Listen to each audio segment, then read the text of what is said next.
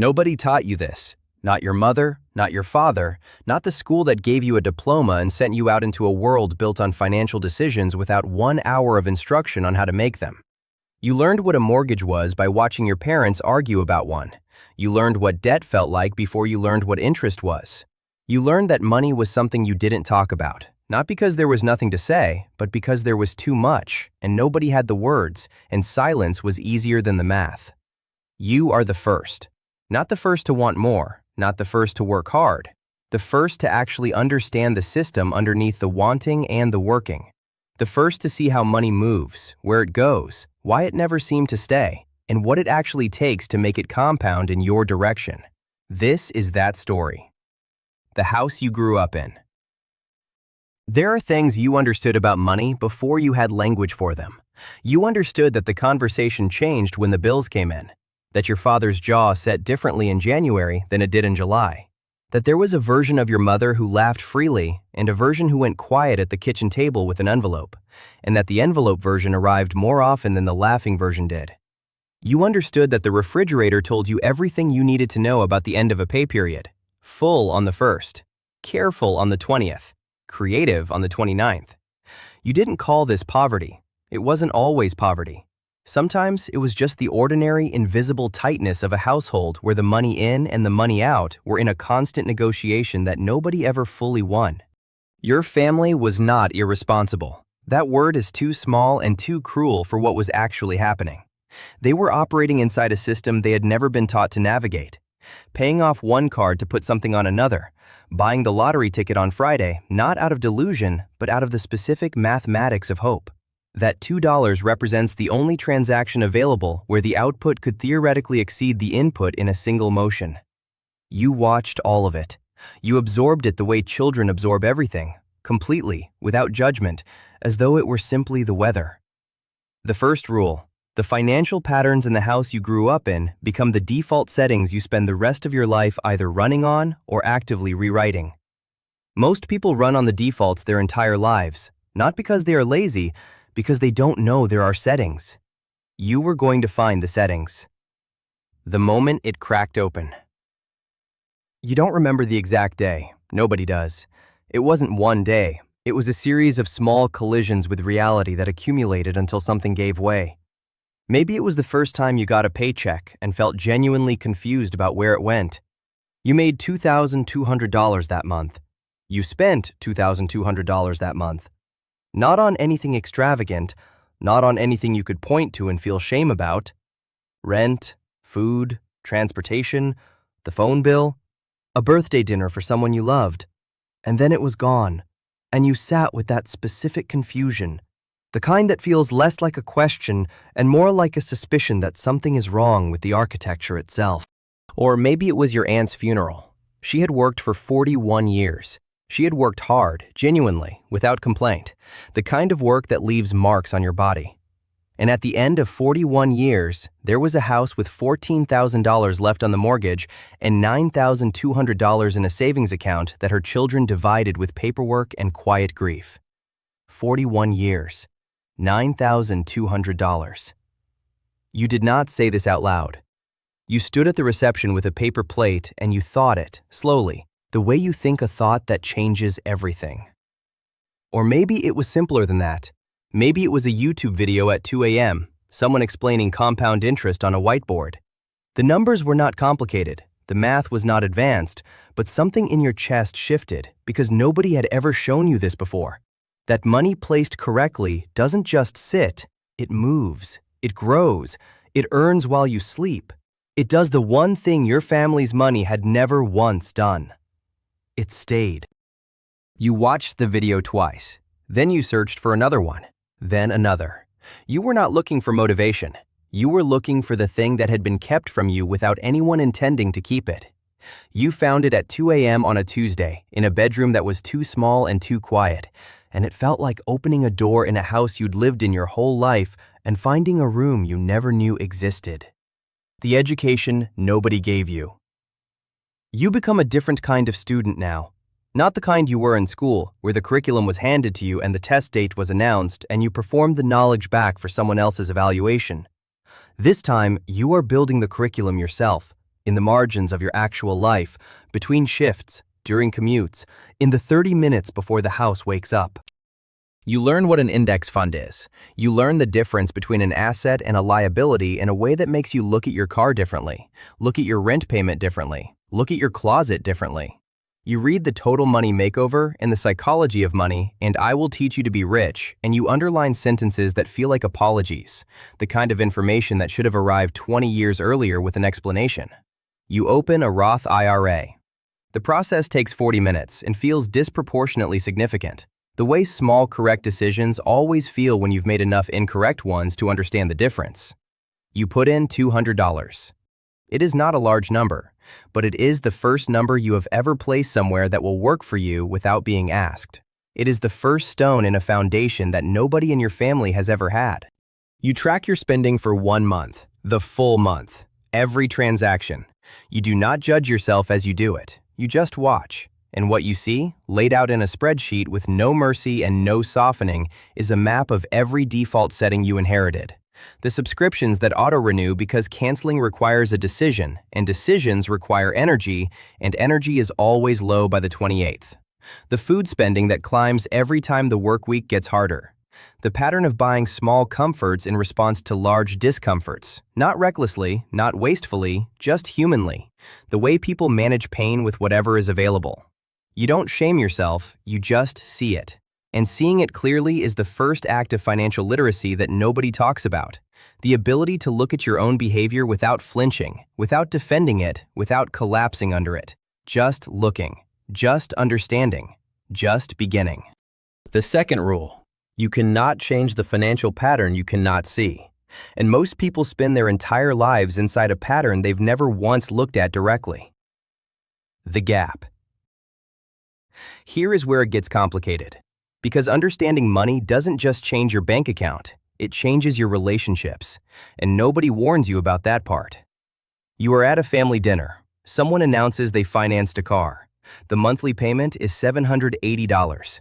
You do the math automatically now, the way you calculate a tip, instantly, involuntarily.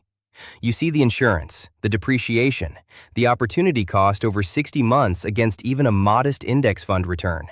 You see the full picture in 3 seconds. You say nothing. You are at a conversation with your closest friend.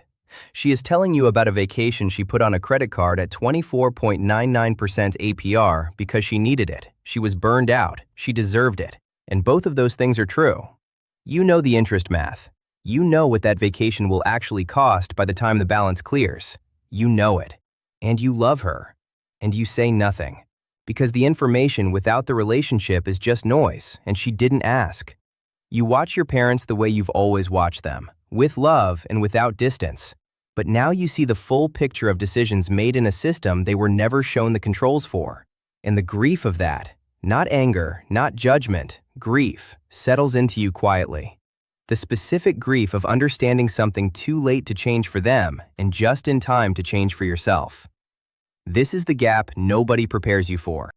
The gap between who you were raised to be financially and who you are becoming. It is not a comfortable gap. It does not feel like winning. It feels like translation, like you have learned a language that doesn't have a word in the language your family speaks, and every conversation now requires a choice between honesty and connection that you didn't used to have to make. You learn to hold both, the knowledge and the love, the new understanding and the old loyalty. You learn that you can rewrite the financial story of your family without rewriting the people in it. This is not easy. It is the work nobody puts in the books. The build. You are 28. The Roth IRA has $14,200 in it. You did not inherit that number. Nobody gave it to you. Nobody co-signed it. Nobody showed you where to put it. Every dollar in that account is a decision you made in the absence of instruction, in the absence of a model, in the absence of anyone in your life who had done it before you. You have an emergency fund for the first time. $6,400 in a high-yield savings account earning 4.7% APY. 3 months of expenses, liquid, accessible, not touched. The psychological weight of having a buffer, of knowing that a car repair or a medical bill will not detonate the month, is something that does not have a line in any financial spreadsheet, but it is real, and it changes things at a level below decision-making. You sleep differently. You make choices from a different baseline. The low, constant hum of financial anxiety that ran underneath everything in the house you grew up in, you can feel its absence now. The way you feel silence after a noise that went on so long you forgot it was noise. You increase your 401k contribution to 8%. Your employer matches 5%. You are collecting the full match. You know what it means to leave it on the table. You have done the math. You will not leave it. At 30, your net worth crosses $40,000. Your parents do not have $40,000 in liquid assets. This is not a judgment. It is a measurement of a gap that was built over decades by a system they didn't design and weren't shown how to navigate. You understand this completely. You hold it without arrogance, because arrogance would require forgetting how recently you didn't know any of this yourself. You are 30 years old and you are the first. Not the richest, not finished, not secure in any final sense, but the first in your family to have a system instead of a salary. The first to have assets instead of just income. The first to understand the difference. The third rule: the first generation doesn't finish the work, they start it. The starting is the whole inheritance. The distance. There is a version of this story that ends with a number: $1 million, a paid-off house, a retirement account that means you never have to ask anyone for anything. And that version is real, and it is coming.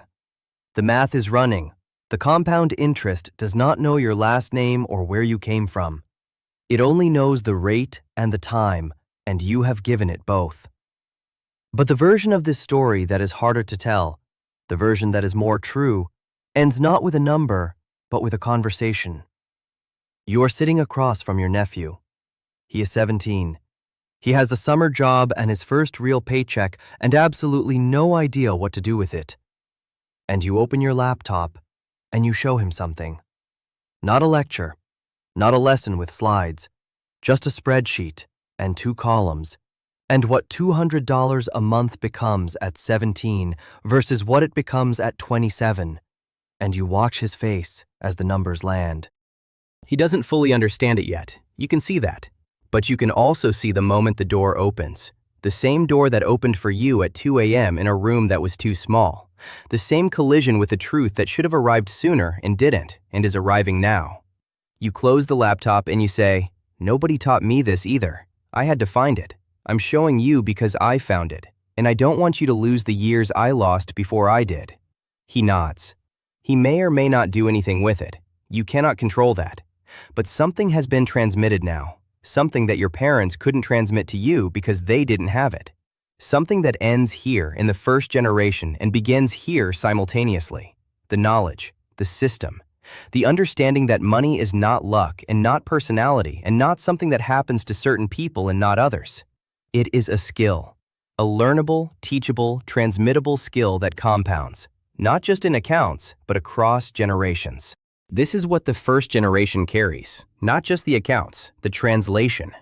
Somewhere right now, there is a version of you sitting at a kitchen table watching a parent open an envelope, and the conversation is changing, and the jaw is setting, and the refrigerator is telling the story of the 29th. And that child is absorbing everything, completely, without judgment, as though it were simply the weather. They do not know yet that the weather can change. They do not know yet that someone, somewhere, is going to show them the controls. Maybe it's a video at 2 a.m., maybe it's a spreadsheet, maybe it's a conversation in a kitchen with someone who figured it out before them and decided the only thing to do with that was to pass it forward. The first generation doesn't get to choose whether the work is hard. It is. The gap is real. The loneliness of understanding something nobody around you understands is real. The grief of seeing your family clearly and loving them anyway, that is the most real thing in this entire story. But here's what else is real. The account that runs while you sleep. The asset that earns without your attention.